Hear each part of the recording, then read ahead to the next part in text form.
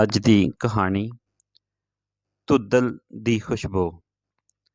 ਹਨੀਫ ਚੌਧਰੀ ਹੋਰਾਂ ਦੀ ਕਹਾਣੀ ਹੈ ਜਿਹੜੀ ਉਹਨਾਂ ਦੀ ਕਿਤਾਬ ਦੂਜਾ ਬਟਵਾਰਾ ਤੋਂ ਲਈ ਗਈ ਹੈ। ਪੋਹ ਦੀ ਰਾਤ ਕਿਸੇ ਬੇਵਾ ਦੇ ਲੇਖਾਂ ਵਾਂਗ ਕਾਲੀ ਤੇ ਉਹਦੇ ਖਿਆਲਾਂ ਦੀ ਕਾਰ ਵੀਰਾਨ ਸੀ। ਠੰਡੀ ਹਵਾ ਦੇ ਝੱਖੜ ਛਾਂ ਛੂਕ ਰਹੇ ਸਨ। ਮੈਂ ਪਹਿਲਾਂ ਤਾਂ ਚੁੱਲ੍ਹੇ ਅੱਗੇ ਬੈਠੀ ਉਹਨਾਂ ਨੂੰ ਉਡੀਕਦੀ ਰਹੀ। ਫਿਰ ਇਸ਼ਾ ਦੀ ਬਾਂਗ ਮਗਰੋਂ ਚਲਾਣੀ ਵਿੱਚੋਂ ਉੱਠ ਕੇ ਅੰਦਰ ਆ ਬੈਠੀ ਤੇ ਸੋਚੀ ਪੈ ਗਈ। ਰੱਬ ਖੈਰ ਕਰੇ, ਐਨੀ ਦੇਰ ਹੋ ਗਈ ਏ। ਜਾਣ ਲੱਗੇ ਤਾਂ ਕਹਿੰਦੇ ਸਨ ਇਸ਼ਾ ਵੇਲੇ ਤੀਕਰ ਪਾਣੀ ਲੱਗਣਾ ਏ, ਛੇਤੀ ਮੁੜ ਆਵਾਂਗਾ। ਪਰ ਹੁਣ ਰਾਤ ਦਾ ਦੂਜਾ ਪਹਿਰ ਹੋ ਗਿਆ ਏ, ਮੁੜੇ ਕਿਉਂ ਨਹੀਂ? ਕੀ ਗੱਲ ਹੋ ਗਈ ਏ? ਕਿਤੇ ਕਿਸੇ ਨਾਲ ਝਗੜ ਤੇ ਨਹੀਂ ਪਏ? ਕੋਈ ਆਫਤ ਤੇ ਨਹੀਂ ਆ ਪਈ? ਇਹ ਸੋਚ ਕੇ ਮੇਰਾ ਦਿਲ ਕੰਬ ਜਾਂਦਾ। ਕਿਉਂ ਜੋ ਸਾਡੇ ਵਿਆਹ ਨੂੰ ਅਜੇ 2 ਮਹੀਨੇ ਵੀ ਨਹੀਂ ਹੋਏ ਸਨ। ਅਜੇ ਅਸੀਂ ਹਯਾਤੀ ਦੇ ਫੁੱਲਾਂ ਭਰੇ ਬਾਗ ਵਿੱਚ ਪੈਰ ਰੱਖਿਆ ਸੀ। ਨਾਲੇ ਮੇਰੇ ਤੋਂ ਸਿਵਾ ਘਰ ਵਿੱਚ ਹੋਰ ਕੋਈ ਨਹੀਂ ਸੀ। ਉਹਨਾਂ ਦੇ ਮਾਂ-ਪਿਓ 1965 ਦੀ ਜੰਗ ਵਿੱਚ ਸ਼ਹੀਦ ਹੋ ਗਏ ਸਨ। ਮੈਂ ਘਰ ਵਿੱਚ ਇਕੱਲੀ ਸਾਂ। ਕਾਲੀ ਰਾਤ ਵਿੱਚ ਮੇਰਾ ਦਿਲ ਸੁੱਕੇ ਪੱਤਰ ਵਾਂਗ ਕੰਬ ਰਿਹਾ ਸੀ। ਹਵਾ ਨਾਲ ਜ਼ਰਾ ਕੁ ਬੂਹਾ ਖੜਕਦਾ ਤੇ ਮੈਂ ਡਰ ਜਾਂਦੀ।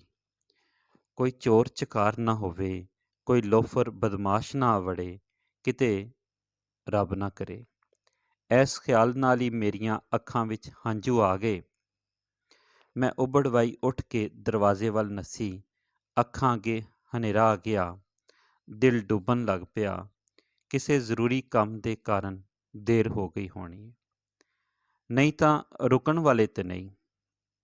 ਇਹ ਸੋਚ ਕੇ ਦਿਲ ਨੂੰ ਤਸੱਲੀ ਹੋ ਗਈ। ਅੱਗ ਵਾਲੀ ਭੜੋਲੀ ਵੱਲ ਆ ਬੈਠੀ। ਜਦੋਂ ਉਹ ਬੂਹੇ ਨੇੜੇ ਆ ਕੇ ਖੰਘੇ ਤਾਂ ਮੇਰੀ ਜਾਨ ਵਿੱਚ ਜਾਨ ਆ ਗਈ। ਮੈਂ ਨੱਸ ਕੇ ਉਹਨਾਂ ਨੂੰ ਚਿੰਬੜ ਗਈ। ਅੱਜ ਦੇਰ ਕਿਉਂ ਹੋ ਗਈ? ਮੈਂ ਬੂਹਾ ਖੋਲ੍ਹ ਕੇ ਛੇਤੀ ਨਾਲ ਪੁੱਛਿਆ। ਪਾਣੀ ਲਾ ਕੇ ਕੰਮ ਚਲਾ ਗਿਆ ਸੀ। ਮੈਂ ਕਿੰਨੀ ਪਰੇਸ਼ਾਨ ਹੋਈ, ਤੁਹਾਨੂੰ ਕੀ ਪਤਾ? ਦੱਸ ਕੇ ਤਾਂ ਜਾਇਆ ਕਰੋ।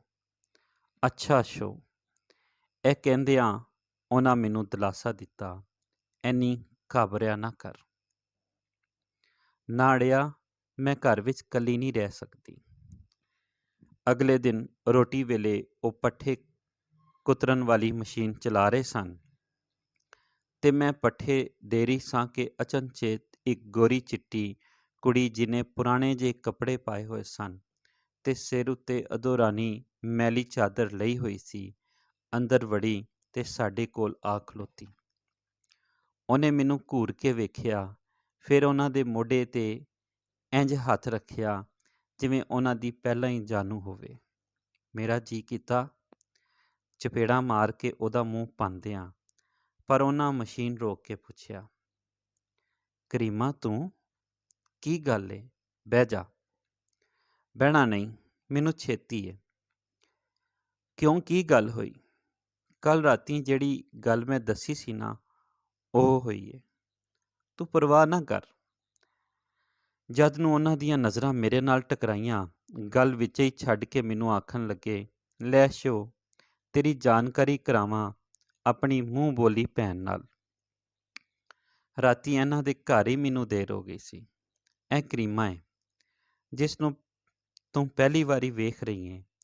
ਫਿਰ ਮੈਨੂੰ ਤੱਕ ਕੇ ਉਹਨਾਂ ਆਖਿਆ, ਇਹ ਸ਼ਰੀਫਾ ਹੈ ਕਰੀਮਾ, ਜਿਹਨੂੰ ਮੈਂ ਪਿਆਰ ਨਾਲ ਅੱਸ਼ੋ ਕਹਿੰਦਾ। ਇਸ ਘਰ ਦੀ ਮਾਲਕ ਏ। ਤੇ ਉਹ ਮੁਸਕਰਾ ਪਏ। ਅਸਾਂ ਦੋਵਾਂ ਦੁਆ ਸਲਾਮ ਕੀਤੀ। ਵੇਖਣ ਨੂੰ ਕਰੀਮਾ ਬੜੀ ਭੋਲੀ ਭਾਲੀ ਤੇ ਅਣਜਾਣ ਜਿਹੀ ਸੀ, ਪਰ ਮੈਨੂੰ ਚੰਗੀ ਨਾ ਲੱਗੀ।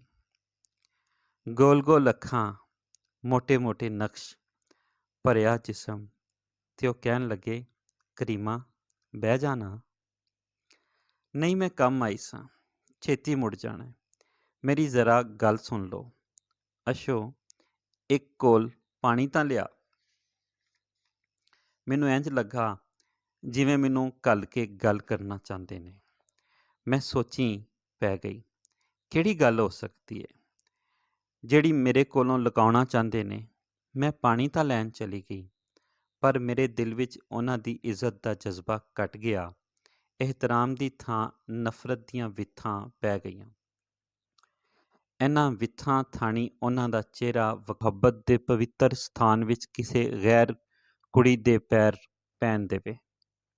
ਜਦੋਂ ਮੈਂ ਪਾਣੀ ਲੈ ਕੇ ਆਈ ਤਾਂ ਕਰੀਮਾ ਗੱਲ ਕਰਕੇ ਜਾ ਚੁੱਕੀ ਸੀ। ਮੈਂ ਜ਼ਰਾ ਗੁੱਸੀਲੀ ਆਵਾਜ਼ ਨਾਲ ਪੁੱਛਿਆ, ਇਹ ਕੁੜੀ ਕੌਣ ਹੈ ਇੱਕ ਨਸੀਬਾ ਮਾਰੀ, ਉਹਨਾਂ ਨੇ ਇੱਕ ਆਹ ਭਰੇ ਅੰਦਾਜ਼ ਨਾਲ ਦੱਸਿਆ।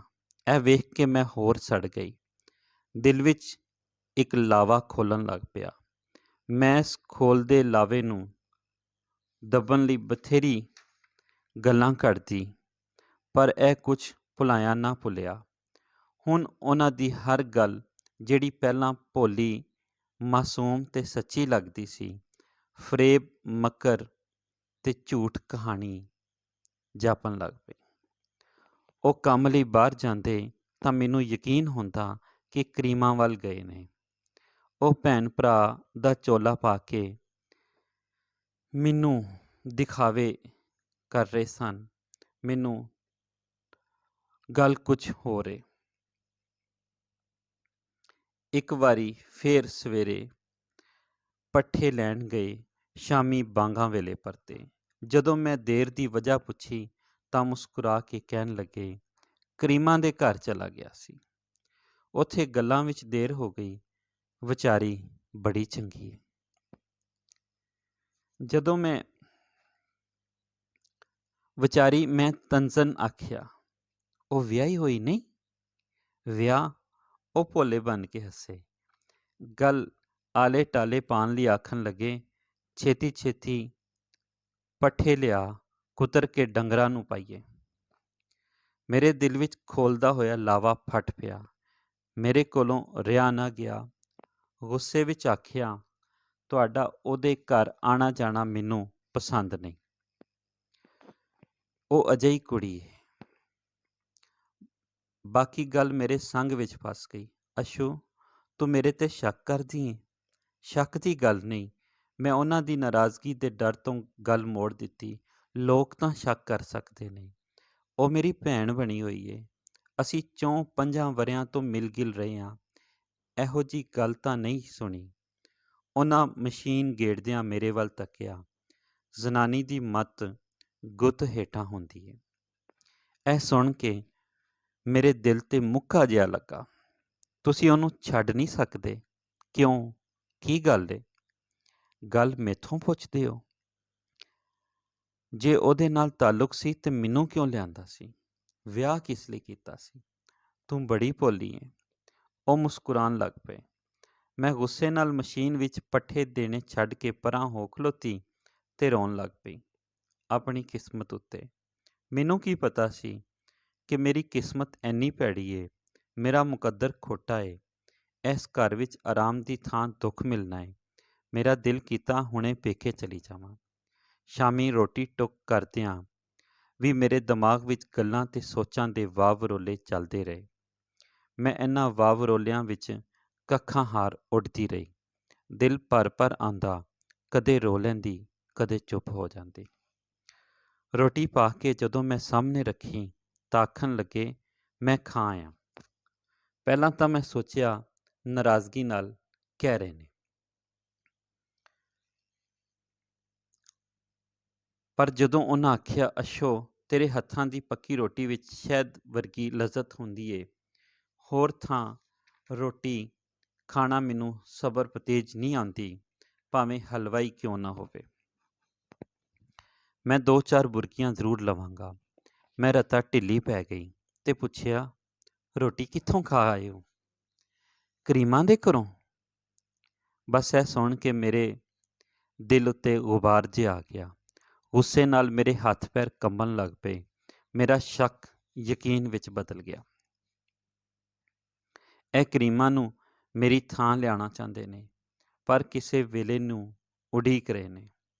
ਐਸੇ ਪਾਰੋਂ ਮੇਰਾ ਦਿਲ ਰੱਖਣ ਲਈ ਮੇਰੇ ਨਾਲ ਮਿੱਠੀਆਂ ਮਿੱਠੀਆਂ ਗੱਲਾਂ ਕਰਦੇ ਰਹਿੰਦੇ ਨੇ। ਕਦੇ ਉਹ ਉਹਦੇ ਘਰ ਚਲੇ ਜਾਂਦੇ ਨੇ ਤੇ ਉਹ ਵੀ ਕਦੇ-ਕਦੇ ਘਰ ਆ ਜਾਂਦੀ ਏ ਤਾਂ ਜੋ ਕੱਲ੍ਹ ਨੂੰ ਉਹ ਐਸ ਘਰ ਦੀ ਮਾਲਕ ਬਣ ਸਕੇ। ਮੈਂ ਹਰ ਵੇਲੇ ਸੋਚੀ ਪਈ ਰਹਿੰਦੀ, ਇਹ ਗੱਲ ਕਿਵੇਂ ਠੀਕ ਹੋਵੇਗੀ? ਹੁਣ ਕੀ ਬਣੇਗਾ? ਇਹ ਕੀ ਹੋ ਗਿਆ? ਸੋਚ-ਸੋਚ ਕੇ ਮੇਰਾ ਦਿਮਾਗ ਫੋੜੇ ਦੀ ਕਾਰ ਦੁਖਣ ਲੱਗ ਪਿਆ। ਮੇਰੀ ਸਿਹਤ ਖਰਾਬ ਹੁੰਦੀ ਗਈ, ਕਮਜ਼ੋਰੀ ਵੱਧਦੀ ਗਈ। ਮੈਂ ਰੋ-ਰੋ ਆਪਣੀਆਂ ਅੱਖਾਂ ਸੁਜਾ ਲਈਆਂ, ਪਰ ਉਹਨਾਂ ਨੇ ਮੇਰੀ ਜ਼ਰਾ ਵੀ ਪਰਵਾਹ ਨਾ ਕੀਤੀ। ਇੱਕ ਦਿਨ ਮੈਂ ਕੱਪੜੇ ਧੋ ਰਹੀ ਸਾਂ ਤਾਂ ਕਰੀਮਾ ਭੱਜੀ-ਭੱਜੀ ਆਈ। ਪਹਿਲਾਂ ਤਾਂ ਮੇਰੇ ਦਿਲ ਵਿੱਚ ਆਈ, ਕੱਪੜੇ ਧੋਣ ਵਾਲਾ ਡੰਡਾ ਉਹਦੇ ਸਿਰ 'ਤੇ ਮਾਰ ਕੇ ਮੁਕਾ ਦਿਆਂ। ਫਿਰ ਕੁਝ ਸੋਚ ਕੇ ਚੁੱਪ ਰਹੀ। ਉਹਨੇ ਹੂੰਕਦੀ-ਹੂੰਕਦੀ ਨੇ ਪੁੱਛਿਆ, ਰਹਿਮਾ ਕਿੱਥੇ ਆ? ਨਾਲੇ ਉਹਨੇ ਘਰ ਵਿੱਚ ਨਜ਼ਰ ਮਾਰ ਕੇ ਵੇਖਿਆ। ਮੈਂ ਚੁੱਪ ਰਹੀ। ਗੁੱਸੇ ਨਾਲ ਭਰੀ ਹੋਈ ਮੇਰੇ ਕੋਲੋਂ ਉਹਦਾ ਆਉਣਾ ਜਰਿਆ ਨਾ ਗਿਆ। ਪੁੱਛਿਆ, ਕੀ ਕੰਮ ਹੈ? ਜ਼ਰੂਰੀ ਕੰਮ ਹੈ, ਛੇਤੀ ਦੱਸ ਕਿੱਥੇ ਨੇ? ਬੁੱਧ ਵਾਲੇ ਖੱਤੇ ਦੀ ਰੌਣੀ ਕਰਨ ਗਏ ਨੇ। ਮੇਰੇ ਮੂੰਹੋਂ ਆਪੇ ਹੀ ਨਿਕਲ ਗਿਆ। ਅੱਛਾ, ਜਦੋਂ ਆਵਣ ਤੇ ਕਹਿ ਦੇਣਾ, ਮੈਨੂੰ ਘਰ ਜ਼ਰੂਰ ਮਿਲਣ, ਮੈਂ ਉਡੀਕਾਂਗੀ। ਜ਼ਰੂਰੀ ਕੰਮ ਹੈ। ਮੈਂ ਕੋਈ ਜਵਾਬ ਨਾ ਦਿੱਤਾ, ਕਿਉਂ ਜੋ ਮੇਰੇ ਸਾਹਮਣੇ ਤਾਂ ਡੈਣ ਖਲੋਤੀ ਸੀ, ਮੇਰੇ ਸੁਹਾਗ ਉੱਤੇ ਡਾਕਾ ਮਾਰਨ ਵਾਲੀ, ਮੇਰੇ ਸੁੱਖ ਨੂੰ ਚੁਰਾਉਣ ਵਾਲੀ ਕਮੀਨੀ ਜ਼ਲੀਲ। ਬਾਹਰ ਬੂਹੇ ਕੋਲ ਖਲੋ ਕੇ ਫਿਰ ਕਹਿਣ ਲੱਗੀ, ਜ਼ਰਾ ਯਾਦ ਨਾਲ ਮੇਰਾ ਸੁਨੇਹਾ ਦੇ ਦੇਣਾ, ਮੈਂ ਇਸ਼ਾ ਤੀਕਰ ਉਡੀਕਾਂਗੀ। ਮੈਂ ਅੱਜ ਆਪਣੇ ਦਿਲ ਵਿੱਚ ਧਾਰ ਲਿਆ ਸੀ, ਹੁਣ ਇਸ ਘਰ ਵਿੱਚ ਜਾਂ ਮੈਂ ਵਸਾਂਗੀ ਜਾਂ ਕਰੀਮਾ।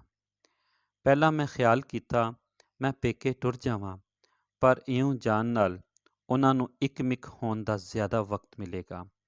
ਕਿਸੇ ਦਿਨ ਦੋਵੇਂ ਮਿਲ ਕੇ ਮੈਨੂੰ ਆਪਣੀ ਰਾਹ ਵਿੱਚੋਂ ਹਟਾ ਸੁੱਟਣਗੇ। ਕਿਉਂ ਨਾ ਮੈਂ ਕਰੀਮਾ ਨੂੰ ਆਪਣੇ ਰਾਹ ਵਿੱਚੋਂ ਹਟਾ ਦਿਆਂ। ਮੈਂ ਅਜਿਹੇ ਵੇਲੇ ਨੂੰ ਉਡੀਕਣ ਲੱਗ ਪਈ। ਜਦੋਂ ਉਹ ਘਰ ਆਏ, ਨਹਾ ਚੁੱਕੇ, ਤਾਂ ਮੈਂ ਇਹ ਵੇਖਣ ਲਈ ਪਈ ਕਰੀਮਾ ਦਾ ਸੁਨੇਹਾ ਸੁਣ ਕੇ ਕੀ ਕਰਦੇ ਨੇ। ਆਖਿਆ, ਦੁਪਹਿਰੇ ਕਰੀਮਾ ਆਈ ਸੀ। ਫਿਰ ਕੀ ਕਹਿੰਦੀ ਸੀ? ਉਹਨਾਂ ਬੜੇ ਗੌਰ ਨਾਲ ਪੁੱਛਿਆ, ਤੁਹਾਨੂੰ ਸੱਦਿਆ ਏ? ਮੈਨੂੰ ਪਹਿਲਾਂ ਕਿਉਂ ਨਹੀਂ ਦੱਸਿਆ? ਮੈਂ ਨਹਾਉਣ ਤੋਂ ਪਹਿਲਾਂ ਚਲਾ ਜਾਂਦਾ, ਉਹ ਮੈਨੂੰ ਉਡੀਕ ਰਹੀ ਹੋਵੇਗੀ। ਉਹਨਾਂ ਛੇਤੀ-ਛੇਤੀ ਲੀੜੇ ਪਾਏ ਤੇ ਮੇਰੇ ਰੱਖੇ ਹੋਏ ਪੈਸੇ ਕੱਢ ਕੇ ਗਿਣਨ ਲੱਗ ਪਏ। ਮੈਂ ਚਲਿਆਣੀ ਵਿੱਚੋਂ ਚੀਜ਼-ਥਾਣੀ ਵੇਖਿਆ। ਇਹ ਉਹ ਰਕਮ ਸੀ ਜਿਹੜੀ ਕਪਾਹ ਵੇਚ ਕੇ ਵੱਟੀ ਸੀ। ਹੁਣ ਤਾਂ ਮੇਰੇ ਦਿਲ ਵਿੱਚ ਆਇਆ, ਉਹਨਾਂ ਦੇ ਹੱਥੋਂ ਪੈਸੇ ਖੋਹ ਲਵਾਂ। ਅੱਜ ਤਾਂ ਮੇਰਾ ਘਰ ਵੀ ਉਹਦੇ ਹਵਾਲੇ ਹੋਣ ਲੱਗ ਪਿਆ। ਉਹ ਇਸ ਰਕਮ ਦੀ ਕੀ ਲੱਗਦੀ ਏ? ਸਾਡੇ ਖੂਨ ਪਸੀਨੇ ਦੀ ਕਮਾਈ ਦੇ ਪੈਸੇ ਨੇ, ਪਰ ਮੇਰੇ ਕੀਤੇ ਹੋਏ ਇਰਾਦੇ ਨੇ ਮੈਨੂੰ ਰੋਕ ਲਿਆ। ਇਉਂ ਕਰਨ ਨਾਲ ਕਰੀਮਾ ਰਾਹ ਵਿੱਚੋਂ ਨਹੀਂ ਹਟ ਸਕਦੀ। ਉਹ ਰਕਮ ਲੈ ਕੇ ਚਲੇ ਗਏ। 2 ਘੰਟੇ ਮਗਰੋਂ ਪਰਤੇ ਤੇ ਬਹੁਤ ਖੁਸ਼ ਸਨ। ਗੱਲਾਂ ਤੇ ਲਾਲੀ, ਅੱਖਾਂ ਵਿੱਚੋਂ ਮੁਸਕਾਨ ਫੁੱਟ ਰਹੀ ਸੀ, ਜਿਵੇਂ ਕੋਈ ਦਿਲ ਦੀ ਮੁਰਾਦ ਪੂਰੀ ਹੋ ਗਈ ਹੋਵੇ। ਉਹਨਾਂ ਨੇ ਆ ਕੇ ਮੈਨੂੰ 1-2 ਵਾਰ ਬੁਲਾਇਆ, ਪਰ ਮੈਂ ਗੋ ਨਾ ਕੀਤੀ। ਹੂੰ-ਹਾਂ ਕਰਕੇ ਚੁੱਪ ਰਹੀ। ਉਹ ਜਾਣ ਕੇ ਜਿਵੇਂ ਮਚਲੇ ਬਣੇ ਹੋਏ ਸਨ, ਮੇਰੀਆਂ ਗੱਲਾਂ ਦੀ ਪਰਵਾਹ ਨਾ ਕਰਦੇ ਸਨ। ਮੇਰੀ ਸਿਹਤ ਖਰਾਬ ਹੋਣ ਦਾ ਜ਼ਰਾ ਵੀ ਅਹਿਸਾਸ ਨਹੀਂ ਸੀ। ਵੇਲੇ-ਕੁਵੇਲੇ ਹਾਂਡੀ ਟੁੱਕਰ ਕਰਦੀ, ਮਰਜ਼ੀ ਆਉਂਦੀ ਤਾਂ ਖੇਤ ਬੰਨੇ ਰੋਟੀ ਲੈ ਕੇ ਜਾਂਦੀ, ਪਰ ਉਹਨਾਂ ਕਦੀ ਵੀ ਨਾ ਪੁੱਛਿਆ, ਕੀ ਗੱਲ ਏ? 2 ਹਫ਼ਤੇ ਲੰਘ ਗਏ, ਕਰੀਮਾ ਮੁੜ ਨਾ ਆਈ।